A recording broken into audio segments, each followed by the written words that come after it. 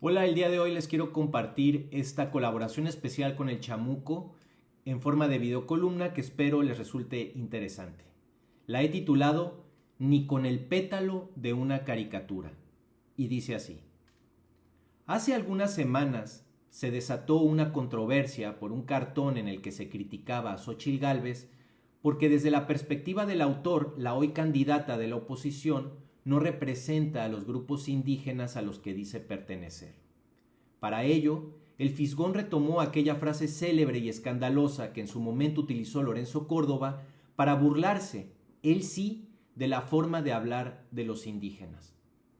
La caricatura tenía la intención de hacer una crítica política con el fin de mostrar la contradicción de identificarse con un partido elitista que históricamente ha despreciado a los indígenas y al mismo tiempo hacer uso de ese sector de la sociedad para generar simpatías bajo el argumento de poseer madera originaria por el solo hecho de que en alguna parte del árbol genealógico hay raíces indígenas. Acertada o no, esa caricatura planteaba una opinión válida que se resolvió humorísticamente retomando un recurso narrativo que fue el discurso despectivo de Lorenzo Córdoba. Al caricaturista se le tachó de racista y se desató un gran escándalo que desde mi punto de vista se desvió de la crítica original y se concentró en victimizar a la candidata en mención. El humor es un recurso muy complejo que utiliza elementos que muchas veces llegan a ser controvertidos debido a la incomprensión que suscita la rebeldía gráfica. El humor es una manera de liberarnos sutilmente de aquello que nos provoca indignación. Nos permite relajar tensiones que de otro modo podrían reflejarse en insultos burdos y vacíos como esos que justamente leemos una y otra vez en redes sociales por parte de entes y personas carentes del más mínimo sentido de la imaginación y del humor. Idealmente, la crítica humorística debería presentarse de abajo hacia arriba. Quien carece de voz encuentra en el humor el eco de su indignación contenida. Por un lado, tenemos a quienes cuentan con recursos económicos, con aliados poderosos y cómplices de fechorías, así como cargos públicos que brindan una suerte de inmunidad que se traduce en poder. Por el otro lado, tenemos a personas que para enfrentar la desdicha solo cuentan con un arma, la risa. Esa línea vertical puede irse inclinando hasta crear una horizontal conforme el poder de los involucrados se va emparejando.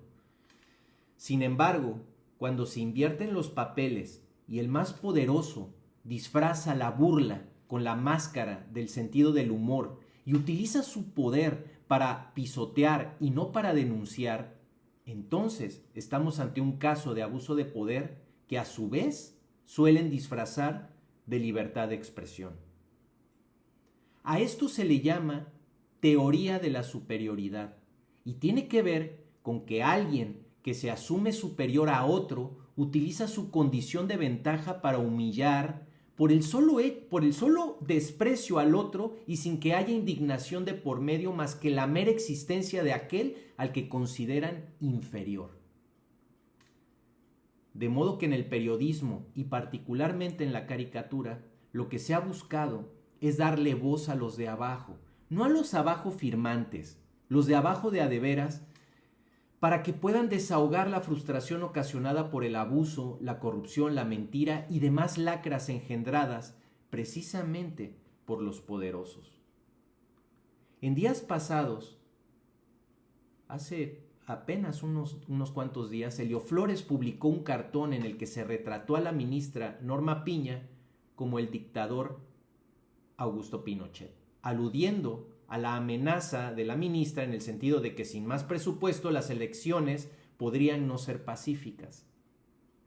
Se trató de un cartón político, con una crítica política. No hubo burla a la condición de mujer de la ministra, a sus rasgos físicos o a su condición racial. Pudo ser acertado o errado el cartón, pero fue una crítica política.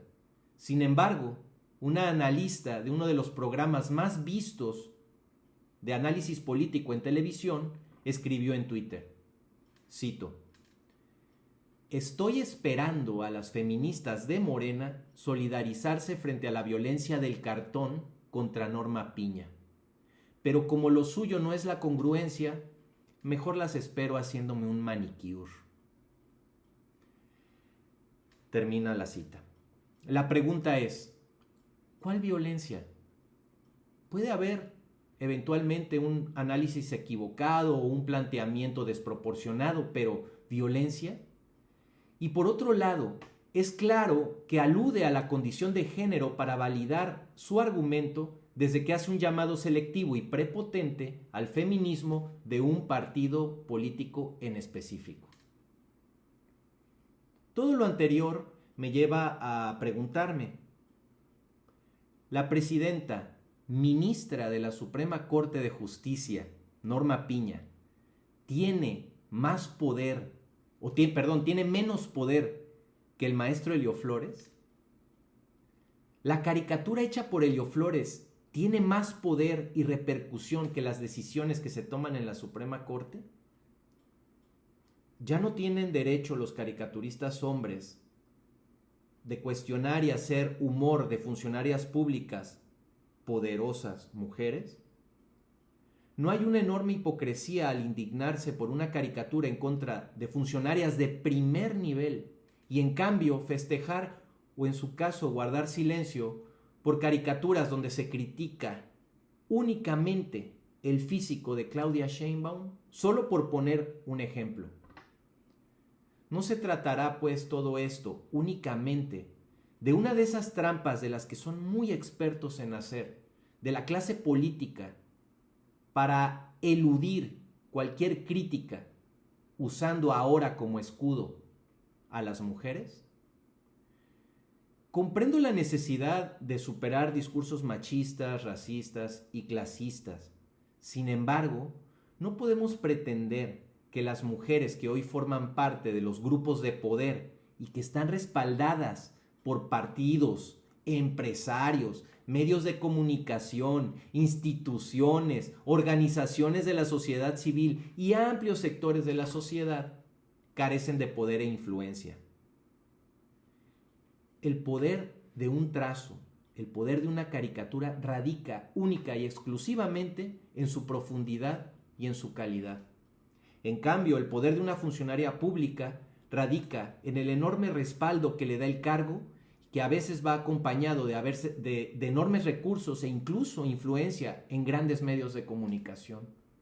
Me parece, pues, una falacia asumir como insulto o como violencia cualquier caricatura en contra de una funcionaria o política por el solo hecho de ser mujer.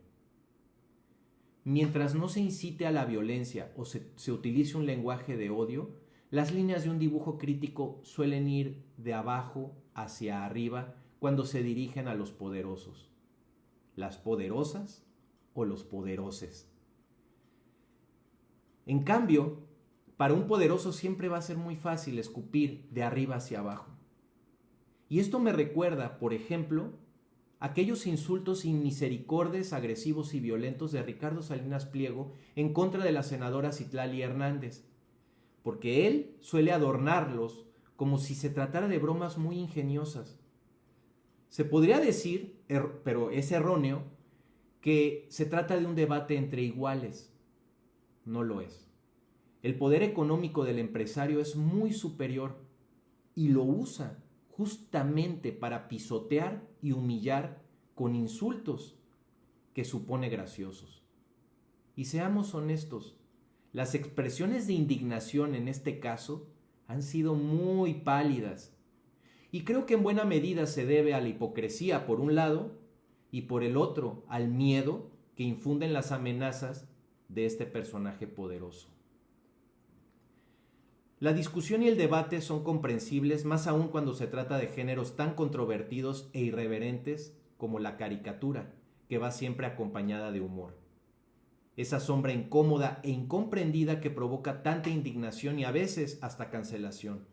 Ojalá estas pinceladas aporten para darle color a la discusión, aunque siempre haya quien quiera borrar cualquier trazo que le incomode en el camino.